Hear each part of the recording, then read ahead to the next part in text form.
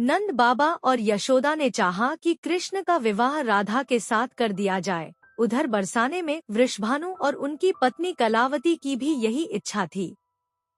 एक शुभ दिन देखकर राधा और कृष्ण की सगाई कर दी गई। पूरा ब्रज प्रदेश आनंदोल्लास भरे उत्सवों से भर गया।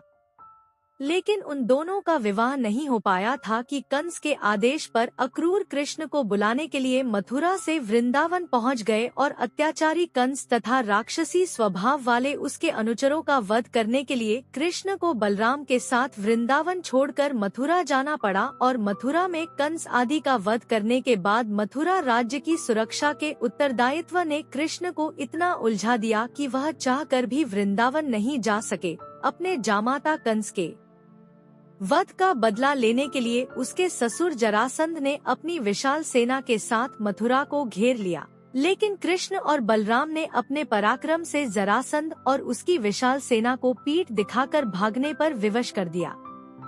लेकिन जरासंध पराजित होकर भी शांत नहीं बैठा। उसके कई बार मथुरा पर आक्रमण किए। मथुरा एक छोटा सा राज्य था और मथुरा नगर को सुरक्षित स्थान पर नहीं बसाया गया था। अतः कृष्ण ने मथुरा छोड़कर अन्य कहीं जाने का निश्चय कर लिया और जरासंध की विशाल सेना के बीच से मथुरावासियों को सुरक्षित निकालकर हजारों योजन दूर भारतवर्ष के पश्चिमी सागर तट पर ले गए और द्वारका नगर की स्थापना करके एक शक्तिशाली यादव राज्य स्थापित कर दिया।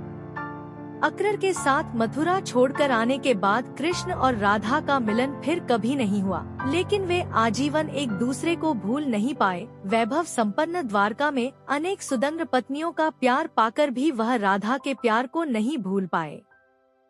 और संसार आज भी राधा कृष्ण के प्रेम को एक आदर्श प्रेम के महान तथा अमर प्रतीक के रूप में याद करता है। उनकी मूर्तियां भारत के मंदिरों में ही नहीं विदेशों में भी अनेक मंदिरों में प्रतिष्ठित हैं और लोग बड़े भक्ति भाव से उनकी पूजा आराधना करते हैं।